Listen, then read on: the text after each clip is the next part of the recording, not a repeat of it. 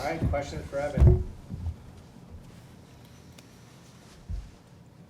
Well, with Lodgy out, it looks like, just you expect to play a bigger role coming up here Wednesday, and what can you bring to the team?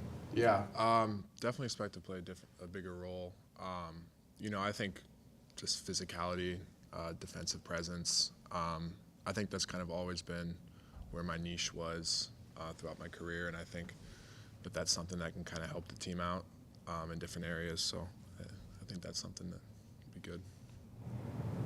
What's the transition been like for you, just obviously coming from Belmont, moving to the Big Ten? What have been some of the challenges with that? Yeah, definitely been different, just, going from being a starter to then playing a lot less minutes. And so I think that's been an unusual kind of thing for most people in their career. But, it's been something I've embraced a lot, and I really enjoyed being here. And I think, the challenges was just, the teams are just better.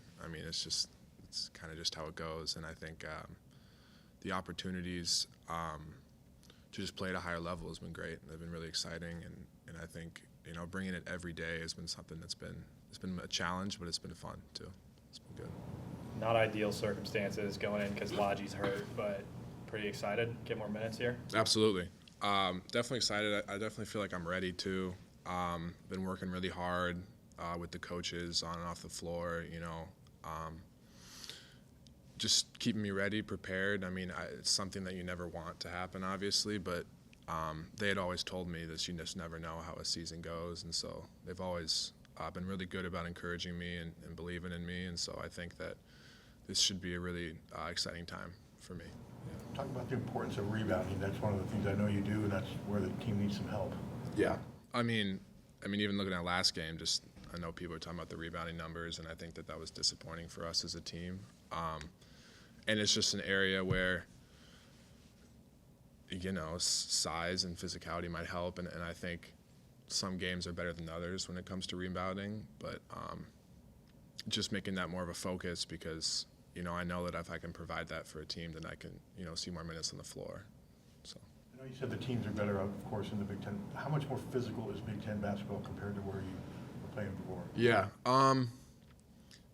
It is more physical, but I think all college basketball is physical to a certain extent. I think that's something that's kind of universal, and I think guys are overall larger and stronger, I think. But in terms of physicality, it actually probably is quite similar. I think no matter what level you play, guys are going to bring it regardless. So That transition, has it made it difficult to, I guess, not get in foul trouble? The big difference between, I guess, coming from the NBC to the Big Ten and adjusting that way? Yeah, definitely. I think, the more I play, the more you kind of feel it out.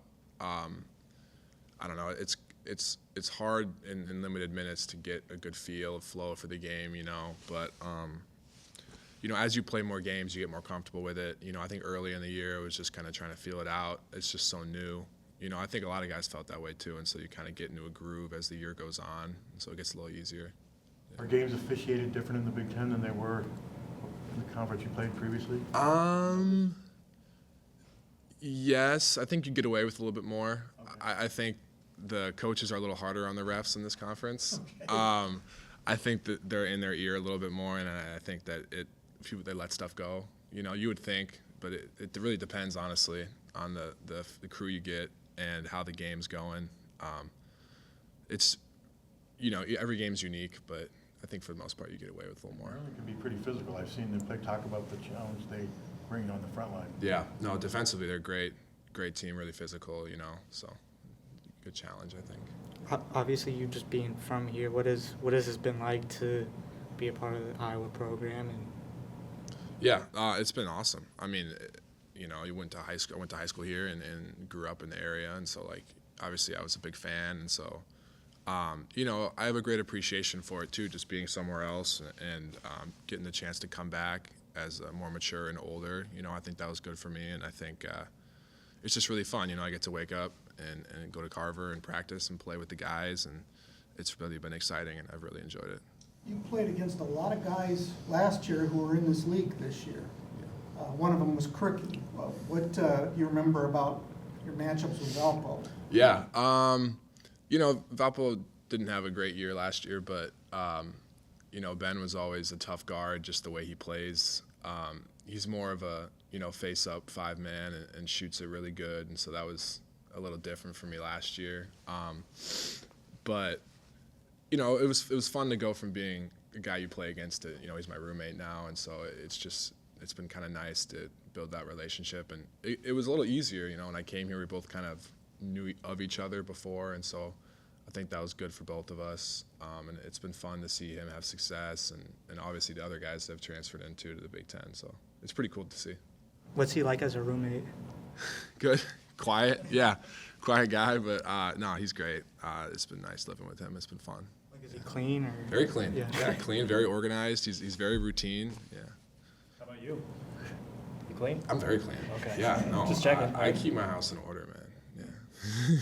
I'm curious from a player's perspective, like court storming has kind of been a little controversy, especially with what happened with Caitlin. What's your take as a player of court storming? Yeah. I mean, if you're the team that wins, I'm sure it's great. You know, I'm sure it's a great time. Obviously, what happened with Caitlin it just raises a lot of questions. I mean, I think, you know, Matt Painter from Purdue brought it up when they played Nebraska, and I think as the team that loses, obviously, it just makes it hurt even worse. And then obviously now you have fans. I mean, I've been a part of teams that have had the court stormed on us, and you know, fans run up and yell all sorts of stuff in your face, and you kind of have to take it on the chin, and some guys kind of lose their cool. And so I think I don't know. It's fun. It's like a fun part of it, and I get it, but I think that they could probably be done more to protect the players a little bit too. So.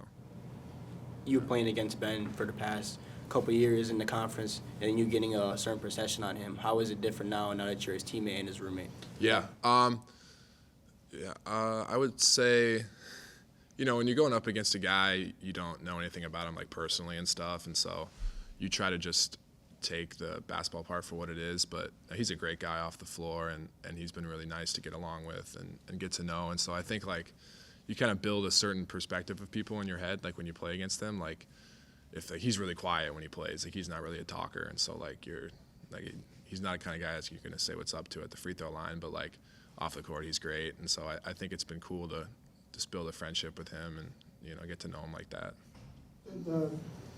Just on numbers alone, what he's done, what Mast has done, Domask and Lance Jones, it would strike me that maybe the Missouri Valley is pretty close.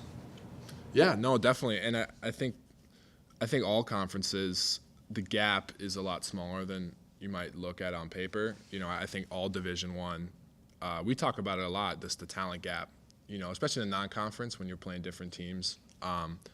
But you see it all the time. You see big schools that, you know, should win games, you know, they lose at home, and people on social media are at, oh, well, you know, they shouldn't have lost this game and that. But, you know, all guys want to compete and play. And, I mean, you see it with these transfers with like you said, Domask Jones, Rink, and Ben. I mean, it's crazy to think that these guys are all starters at really good Big Ten schools, and, you know, and they all played in the same conference at different schools. And it's really cool to see. And me and Ben talk about it a lot, just how unique it is. And I think just with the transfer portal and the way it's changed things, like, this is kind of now the new normal for college basketball, but I think it's kind of fun to watch. So. What did you think of Tucker DeVries and Drake? Yeah, he's an insane player. Really good.